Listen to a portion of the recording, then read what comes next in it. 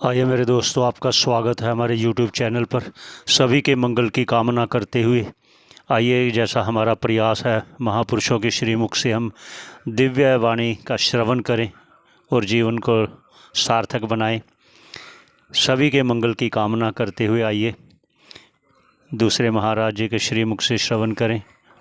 आप पंचदशी श्रवण कर रहे हैं पहले, अब कुछ दिनों से विश्राम देकर उनके प्रवचन हम श्रवण करें।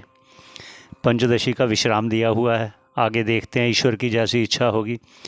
सभी के पुनः पुनः मंगल की कामना करते हुए आइए श्रवण करें।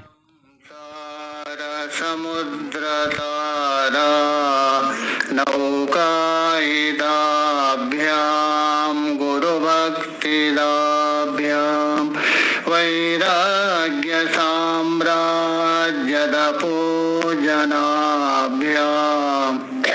नमो नमः श्री गुरुपादुकाभ्याम नमो नमः श्री गुरुपादुकाभ्याम शंकरं शंकराचार्यं केशवं बादरायणं सूत्रभाष्यकृतो वन्दे भगवन्तो पुनः पुनः। ईश्वरो गुरुरात्मेति मूर्तिभेद विभागिने व्योमवद्व्याप्तदेहाय दक्षिणामूर्तये नमः। ओम शांति शांति शांति।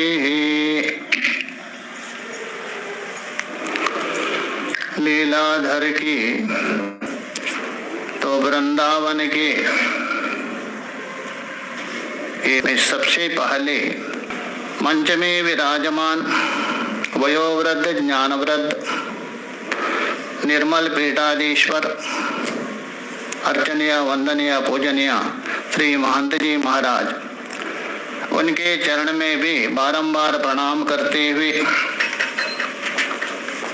और बगल में विराजमान विद्वद्वर श्री स्वामी जी महाराज, समस्त संतगण, जिज्ञासु साधक भक्तगण, गुरु चरणानुरागी, सबको आत्मा रूप से अभिवादन करता।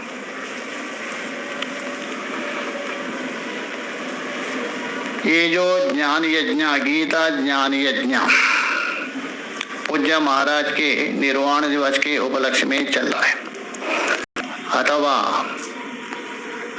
थोड़े से, क्योंकि जो परमात्मा ने जो सृष्टि की है दो प्रकार की,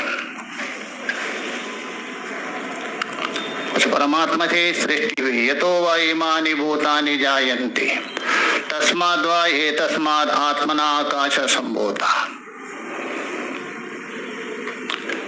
क्योंकि ईश्वर के बिना ये जो विचित्र है, वैलक्षण है, अनिर्वच्य है, ऐसा जगत संभव नहीं। वास्तव में पारमार्थिक दृष्टि से, विचार दृष्टि से सृष्टि तो है ही नहीं, अजातवाद है, कुछ हुआ ही नहीं। किंतु क्या करें, अधिकारी भेद से शास्त्र और महापुरुषों को निम्न स्तर में आना पड़ता है समझाने के लिए। अध्यारोप अपवादाभ्याम, अध्यारोप अपवाद से निष्प्रपंचम प्रपंचते, अध्यारोप किया जाता है समझाने के लिए। जैसा किसी बालक को स्कूल में गया, गणित का जो अध्यापक गणित सिखा रहे हैं, बालक से कह रहे हैं, बालक मानो तेरे पास 100 रुपए है, तो कहेंगे गुरुजी मेरा पास 1 पैसा भी नहीं है। तो 1 पैसा नहीं, तुझे गणित भी नहीं आएगा। तो बोला मान लिया, कितना, 100 रुपए मान लिया। तो 50 रुपए आपने माता जी को दे दिया और उसमें 20 रुपए है मंदिर में चढ़ा दिया। कितना बच गया? 30 रुपए बच गए। और 20 रुपए गुरु जी को चढ़ा दिया, कितना बच गया? 10 रुपए बच गया। और 10 रुपए आपके खो गए, कितना बच गया? कुछ नहीं बच गया। तो पहले भी कुछ नहीं था, बाद में भी कुछ नहीं, किंतु 50, 20, 20, 10, 100 गणित तो आ गए ना। वैसे ही सृष्टि पहले आदो अंते च यन्नास्ति वर्तमाने भी तत्तथा, पहले भी नहीं बाद में भी नहीं, किंतु परमात्मा को समझ गए। 100 साल पहले ये शरीर नहीं है, 100 साल बाद में भी नहीं है, शरीर नहीं रहेगा। तो इसलिए मानना पड़ता है, मान करके ही हम चल रहे हैं, सारा व्यवहार हो रहा है मान करके। जिस समय आप जानेंगे आप ही आप रहेंगे, सब मान लिया, शरीर है मान लिया, दिखाइए शरीर थोड़ा, कहाँ है शरीर? है नहीं, मान लिया। उन्होंने सुंदर हार पहना है, अंगूठी पहनी है, नूपुर पहना है, कंगन है, केयूर पहना है, दिखा दे दो कहाँ है? मान लिया। मानेगा तो सोना मात्र है वहाँ, सोना से अतिरिक्त तो कुछ है नहीं। वैसे ही सारा जगत हम मान करके आकाश से लेकर पृथ्वी पर्यंत भूत और उसका विकार भौतिक सब मान लिया।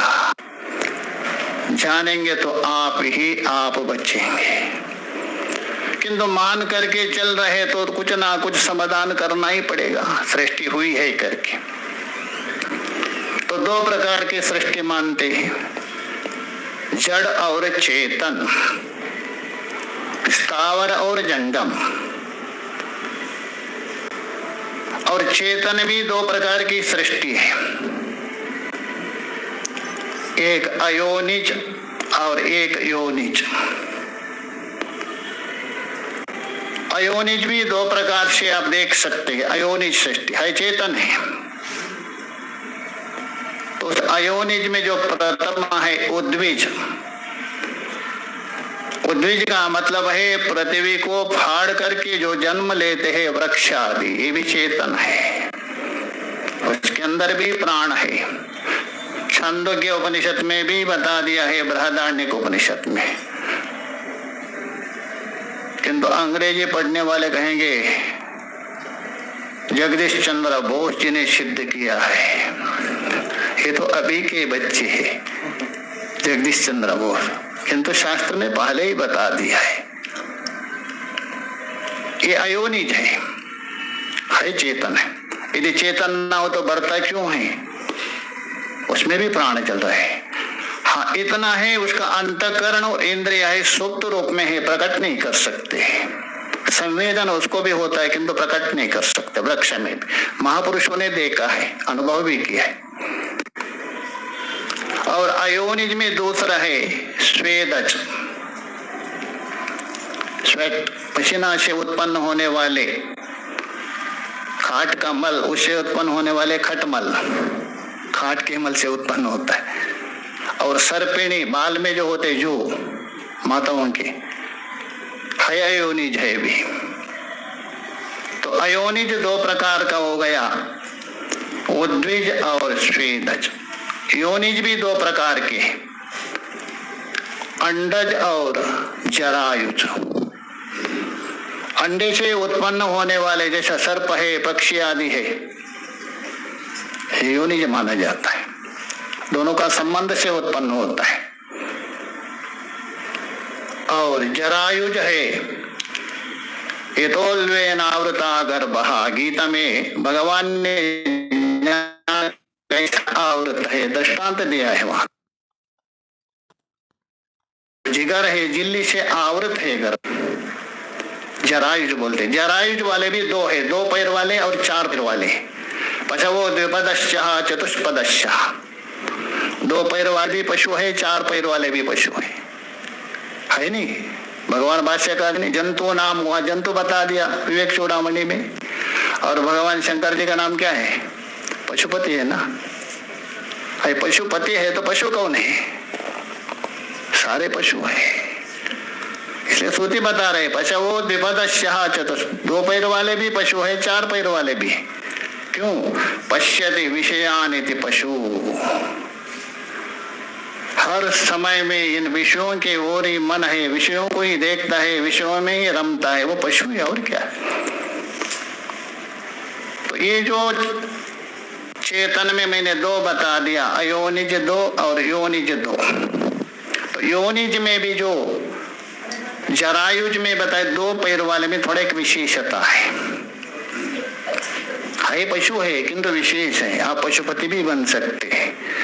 अब यह विचारणीय है, ये दो पैर वाले हैं, अर्थात आप हम लोग सब के सभी ज्ञान के अधिकारी है, ज्ञान यज्ञ के। उसका भी भेद क्या है, चार प्रकार से, चार प्रकार से आप देख सकते हैं।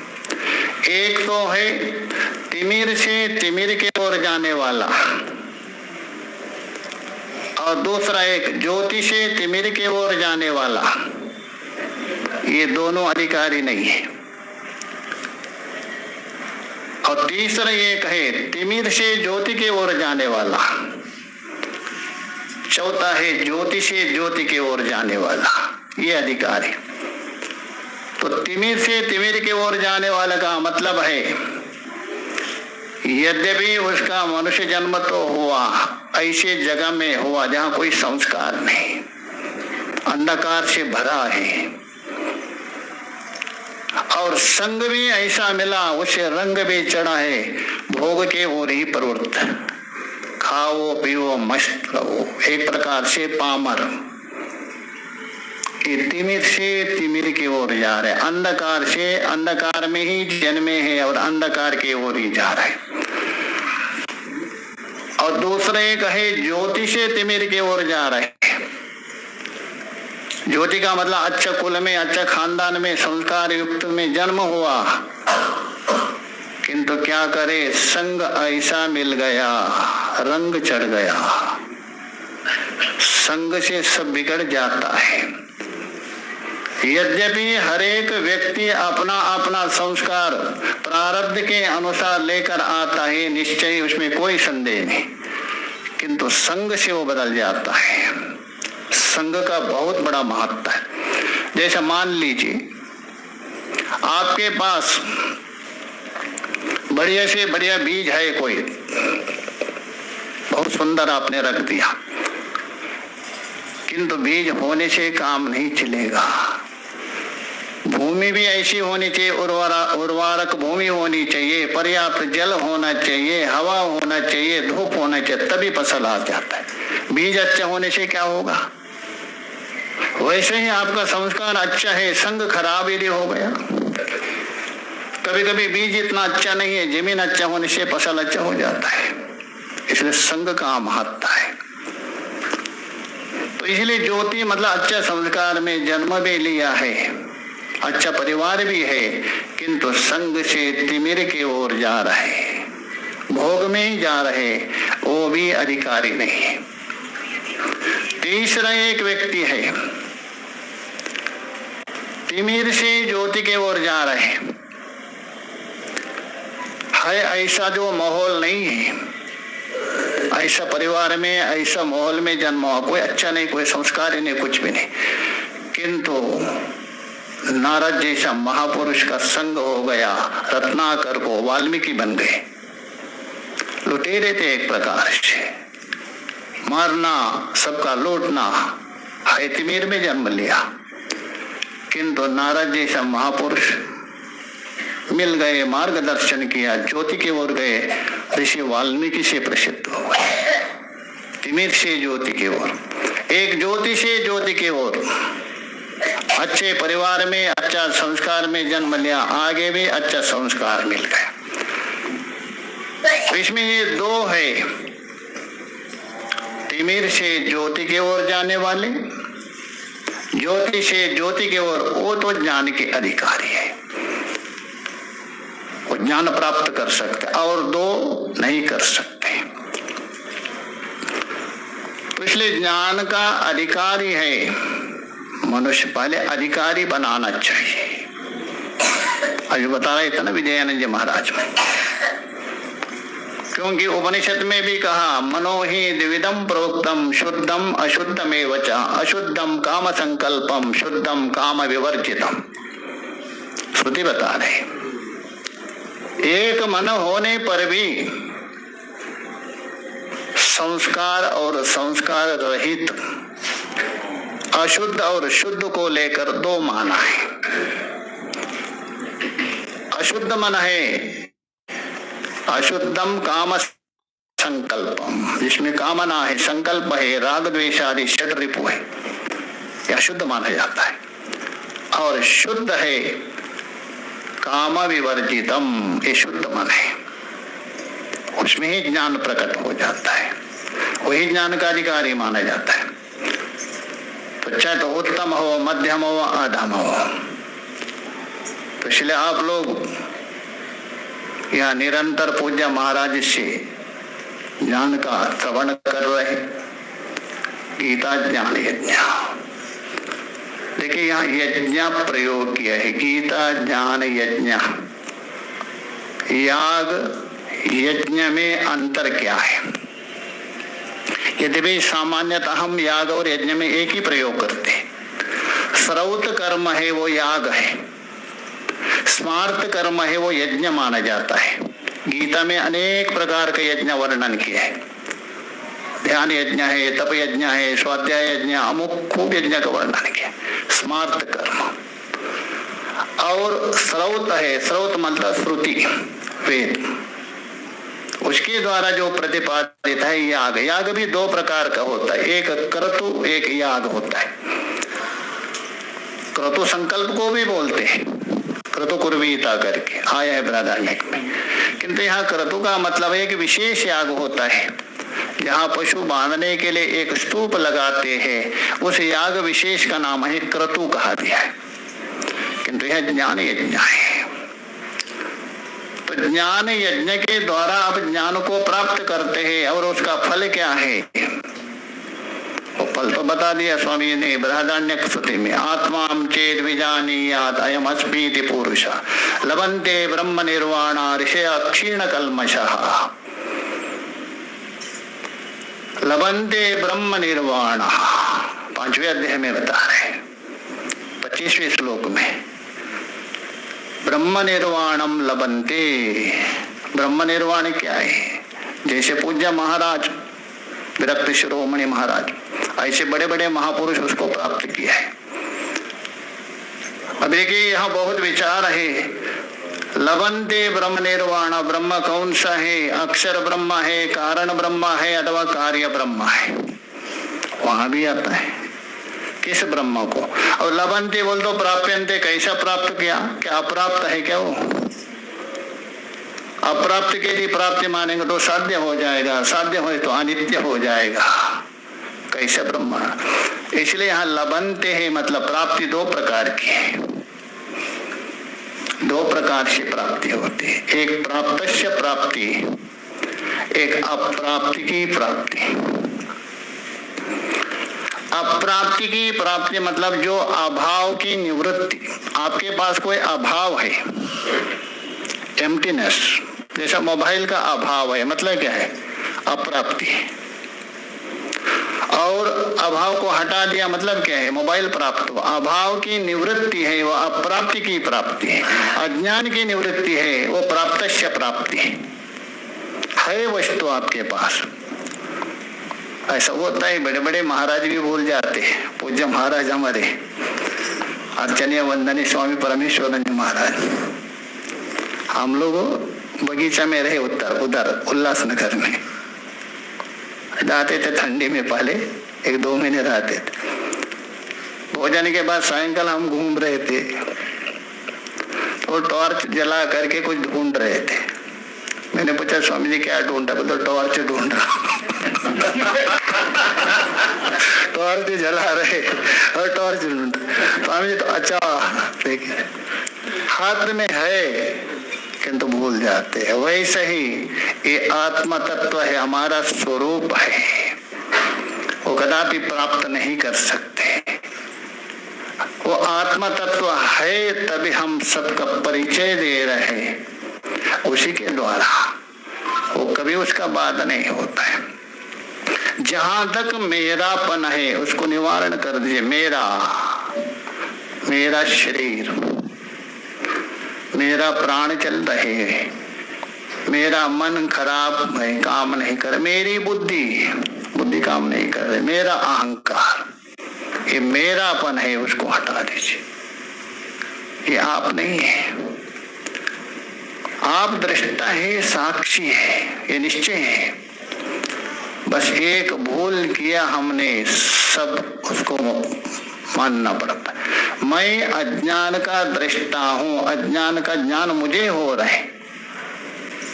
क्यों अज्ञान का ज्ञान नहीं हो रहा है? क्या आपको कौन देख रहा है? किंतु भूल के मैं अज्ञानी हूं, बस यहां से भूल हो गया, तभी आपको 7 पड़ाव में जाना पड़ा।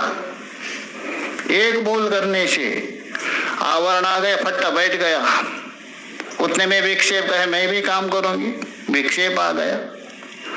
तो 3 ये अज्ञान आवरण विक्षेप से संसार में घूमते रहे, दुखी हो गए। तभी आप साधन कोटि में प्रविष्ट हो गए, परोक्ष ज्ञान पूज्य महाराज के पास आ गए प्राप्त करने के लिए। और उसके बाद अपरोक्ष ज्ञान, ये साधन अवस्था। उसके बाद दूसरी जो दुख निवृत्ति, आत्यंतिक दुख निवृत्ति, परमानंद प्राप्ति, ये है साध्य अवस्था, स्वरूप अवस्था है। तो इसलिए लभन्ते ब्रह्म निर्वाण, प्राप्तस्य प्राप्ति। और वो ब्रह्म है, अक्षर ब्रह्म है। बृहदारण्यक उपनिषद में एक अक्षर ब्राह्मण आता है, गार्गी ने वहां प्रश्न किया था, अक्षरा यदि ब्राह्मणा अभिवदन्ति। लंबे चौड़े नहीं जाएंगे, समय का एक मर्यादा है। तो इसलिए उसको प्राप्त करते हैं, ज्ञान यज्ञ का अधिकारी वही है। इसलिए मनुष्य जन्म प्राप्त हुआ है। पहले कहा दिया ब्रह्म की सृष्टि में जो चेतन में भी हम दूसरे हैं, जरायुज है। जरायुज में 2 पैर वाले हैं, 2 पैर वाले होने पर 4 पैर वाले जैसा ना हो जावे। ये मनुष्य जीवन को सार्थक यही यचेदवेदी सत्यमस्ति, यही उस तत्व को जानते हुए प्राप्त करने के लिए प्रयास करना चाहिए। कठिन है, असंभव नहीं है। कठिन भले हो सकता है, असंभव नहीं है। प्रयत्न करने से जो महापुरुष जिन मार्ग में गए हैं, उसी मार्ग में जाने का प्रयास हम करना चाहिए। प्राप्त हो या ना हो, प्रयास तो करना चाहिए।